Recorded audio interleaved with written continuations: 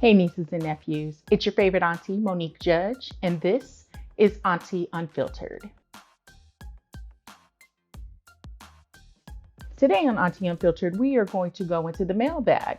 We received a letter from a young woman who says, "Hey auntie, I have a question related to what I should do as a Black person in my career.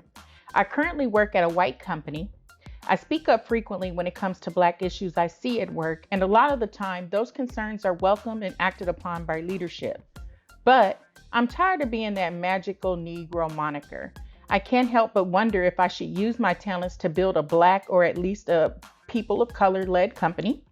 It would be refreshing to just be a coworker, not somebody's Black coworker. Should I continue to be the voice in the room, amplifying our message, but deal with that environment? Or should I move to a Black or people of color environment, knowing my old company will probably hire a white person to take my spot, leaving no one to speak up? Help! Well, listen, I can speak from my own personal experience. I work in a really unique situation, right? So The Root is a part of Geo Media. And Geo Media is in fact a white company. However, The Root as a publication is very Black.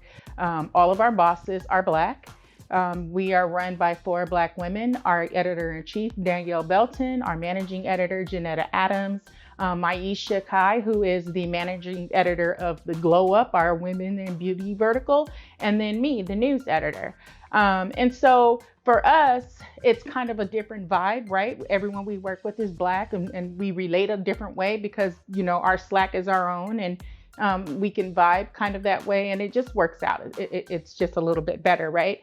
I've worked in other environments. I've worked in predominantly white environments, and I can understand exactly where you're coming from. There are a lot of microaggressions when you work with people who aren't Black because, quite frankly, they can't really relate to us or relate to what we go through. So it's harder for them, right? And there is some amount of tokenism, you know, maybe like when Black History Month comes along, or Kwanzaa or something like that. You know, they want to make you the person to be basically their Negro tour guide. So I can get that, right? And I can understand the want or the desire to work in a predominantly Black or, you know, people of color workplace. However, as we've seen in recent news, even some of those Black workplaces can be toxic.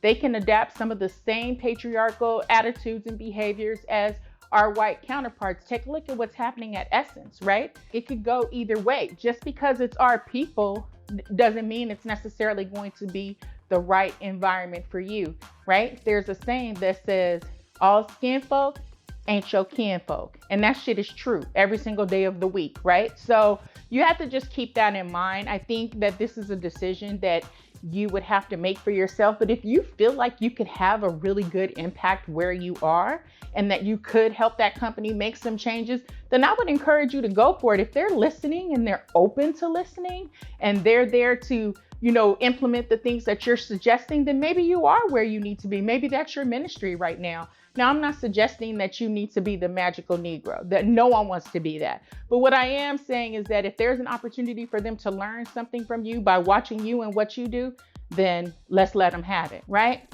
So that said, I love where I work. I love working for The Root.